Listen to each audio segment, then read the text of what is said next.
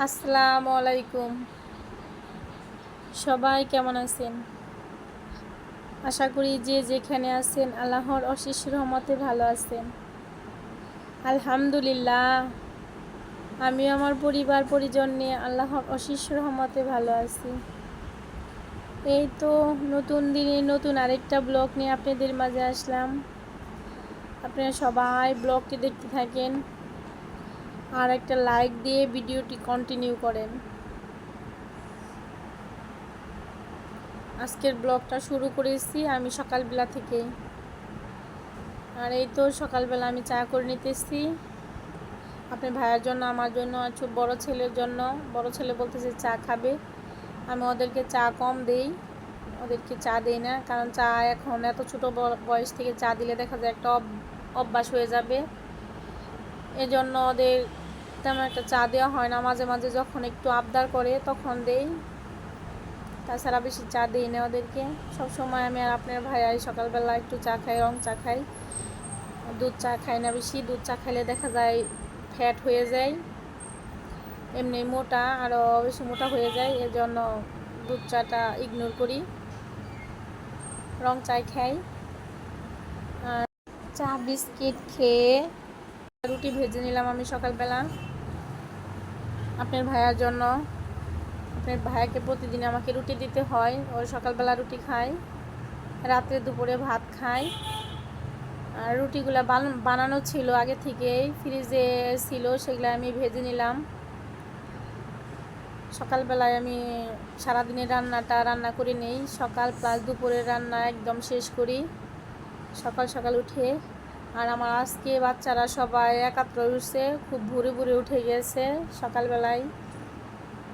ওদের নিয়ে ওদের বাবা ছাদে গেছে, একটু হাঁটতে গেছে ছাদে। এখন কিন্তু অনেক সকাল, 7টার মতো বাজে।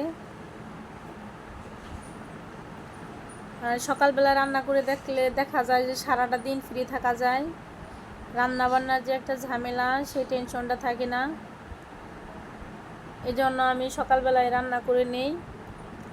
সকালবেলা রান্না করে নিলে আমার বাচ্চাদের আমি একটু সময় দিতে পারি, সময়ের কাজটা সময় হয়ে যায়, সারাটা দিন ফ্রি থাকা যায়। রান্নার যে একটা ঝামেলা সেই ঝামেলাটা টেনশনটা থাকে না। আর ছোটো বাচ্চা নিয়ে আমি আপনার ভাইয়া বাসা থেকে চলে গেলে আমার রান্না করতে কষ্ট হয়ে যায় ওকে নিয়ে। এখনও একটু একটু হাঁটতে পারে, দেখা যায় এটা ধরে ওইটা ধরে, এটা ফালাই দেয় ওইটা ফালাই দেয়, মানে সব কিছু এলোমেলো করে দেয়। এই জন্য সবসময় চেষ্টা করি যে আপনার ভাইয়া বাসায় থাকতে থাকতে আমি যতটুকু কাজ চাপাইতে পারি ততটুকু কাজ আমি চাপিয়ে নিই। আমার সকালে রান্না হয়ে গেছে, আমি সকালবেলায় ধুন্দুল রান্না করলাম, পাবদা মাছ দিয়ে ধুন্দুল, সাথে রান্না করলাম একটু শাপলা ভাজি করলাম। ছোট ছেলের জন্য এখানে আমি সবজি খিচুড়ি রান্না করে নিলাম। একদিন পর পর সবজি খিচুড়ি রান্না করতে হয়, ও লিকুইড খাবার খেতে চায় না, সুজি সেনোলাক্স এগুলা খেতে চায় না। শক্ত জাতীয় যে খাবারগুলো চিবিয়ে খাওয়া যায় সেইগুলো পছন্দ করে, আর ওর পছন্দ মতো ওই খাবারগুলো দেয়। আমি অনেক সুজি খাওয়ানোর চেষ্টা করছি কিন্তু ও সুজি খাইতে চায় না, এই জন্য আর জোর করি না, সুজি রান্না করি না। আমি একটু সবজি খিচুড়ি দেই, একটু ভাত দেই, একটু কলা দেই, ডিম দেই। সেনোলাক্সটাও খেতে চায় না, মাঝে মাঝে তাও সেনোলাক্সটা বাদ দিই না, সেনোলাক্সটা আমি একদিন দুই দিন পর পরে দেই, একটু করে দেই, কিন্তু খেতে চায় না, তারপরেও একটু একটু দেই।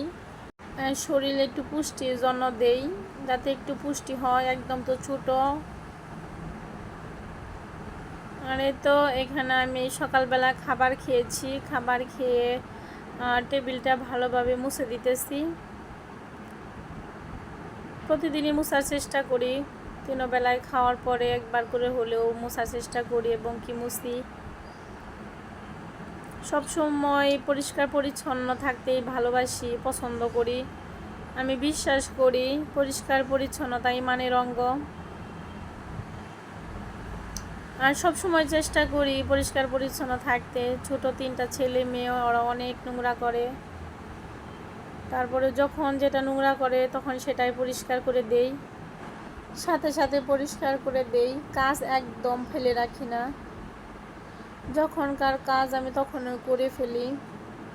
কাজ ফেলে রাখলে দেখা যায় যে পরবর্তী সেটা করতে আরও বেশি কষ্ট হয়, জড়ো হয়ে যায়। এই জন্য যখনকার কাজ আমি তখনই করি। আর এই তো খাওয়ার পরে কয়েকটা প্লেট ছিল, সেগুলোও ভালোভাবে ধুয়ে নিতেছি। মেয়ের আজকে স্কুল নাই, মেয়ে আজকে বাসায়।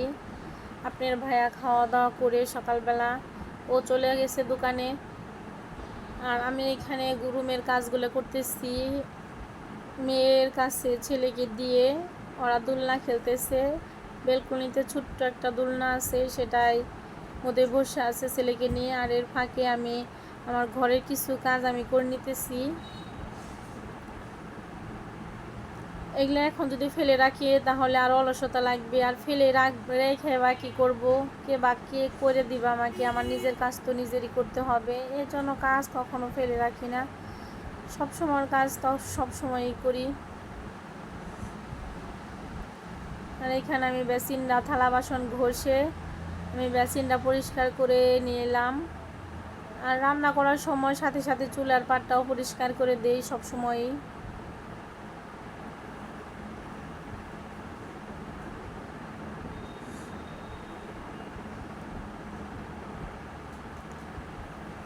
তো এদিকে ফিল্টারে পানি নাই, ফিল্টারে পানি শেষ হয়ে গেছে, আমি ফিল্টারে পানি দিয়ে নিতেছি। প্রতিদিন একবার করে হলেও ফিল্টারে পানি দিতে হয়।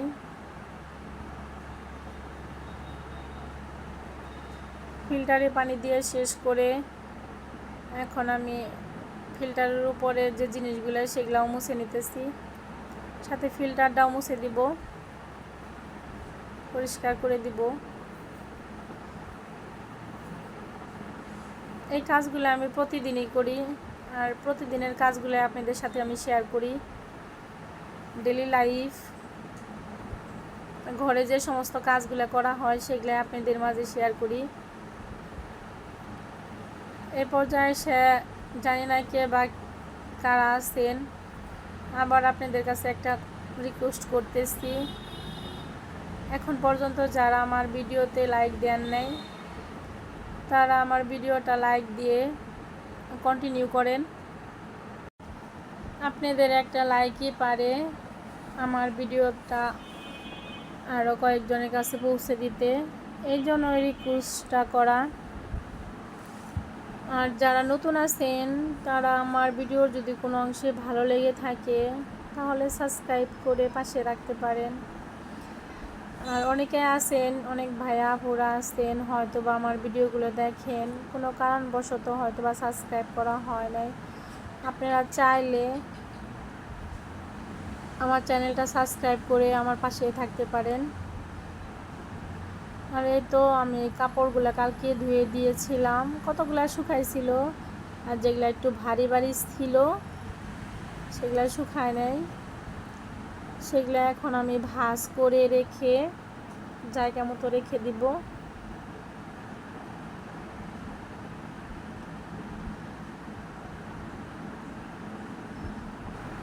এই তো এখানে আমি মেয়ের কাপড় চোপড়গুলো মেয়ের ওয়ার্ডরোবে ভরে রাখতেছি, আর ছেলেরগুলো ছেলের ওয়ার্ডরোবে রাখবো। এক একজনের জন্য এক একটা করে দিয়ে দিয়েছি ড্রয়ার, যাতে কারো কাপড় চোপড় কারোর সাথে মিক্সড না হয়, খুঁজতে জানি সুবিধা হয়, এই জন্য এক একজনের ড্রয়ার এক একটাই ফিক্সড করা। নয় দেখা যাবে যে এক একজনের কাপড়ের সাথে আরেকজনের মিক্সড করা থাকলে খুঁজতে খুঁজতে অনেকটা সময় চলে যাবে। এই জন্য যার যার ওয়ার্ডরোবে ড্রয়ারে তার তার কাপড়ে শুধু রাখা হয়।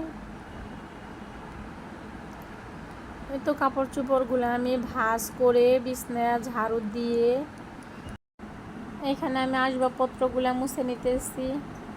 রাস্তার পাশে বাসা থাকলে অনেক ধুল আসে, অনেক নোংরা হয়। এই তো 2 রুমের বিছানা আমি সুন্দর করে বিছিয়ে নিলাম, টান টান করে, একদম দেখতে সুন্দর দেখার জন্য। কাজগুলো গুছিয়ে করলে সময়ের কাজ সময়ে করা যায়, কাজ মেনটেন করে করলে দেখা যায় কাজের এত কষ্ট হয় না, প্রেশারও পড়ে না। আর আমি সব সময় চেষ্টা করি কাজগুলো গুছিয়ে করার জন্য, একটার পরে একটা স্টেপ বাই স্টেপ কাজগুলো করি। মেয়ের স্কুল থাকলে মেয়েকে স্কুলে পাঠিয়ে দিয়ে আমি ঘরের কাজগুলো করি। আপনার ভাইয়া যখন চলে যায়, ওরা রুমে থাকলে পারা দেখা যায় তেমন একটা কাজ আগায় না, এই জন্য ওরা যখন বের হয়ে যায় তখন আমি ঘরের কাজগুলো করি। ছেলেকে ঘুমে দিয়ে রেখে কিংবা ওকে কুলে নিয়েও করা যায়। আর আমি 2 রুমের আসবাবপত্র সুন্দর করে মুছে নিলাম একদম। এই তো, আর আমার ছেলে মেয়েরা দোলনায় বসে খেলতেছে। আজকে মেয়ে স্কুলে যায়নি, বাহিরে দোলনায় বসে আছে। আর এই তো আমার 2 রুমের সমস্ত কাজ করা শেষ। কাজগুলো গুছিয়ে করলে দেখা যায় যে কাজগুলো খুব তাড়াতাড়ি করাও যায়, আর কাজ করতেও কোনো কষ্ট হয় না। আর এই পর্যন্ত যারা আমার ভিডিওটা দেখেছেন তাদেরকে অসংখ্য অসংখ্য ধন্যবাদ। নতুন আরেকটা ব্লগে আপনাদের মাঝে দেখা হবে। সবাই ভালো থাকবেন। আল্লাহ হাফেজ।